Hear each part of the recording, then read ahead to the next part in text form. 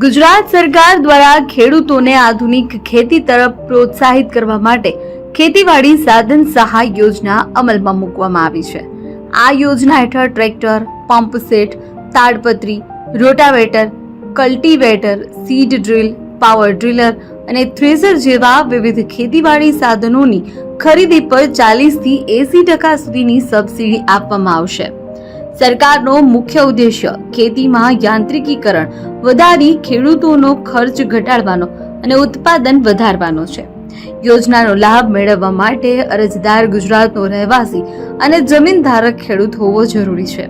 ખેડૂત પાસે 7-12 અને 8A ના ઉતારા હોવા જોઈએ।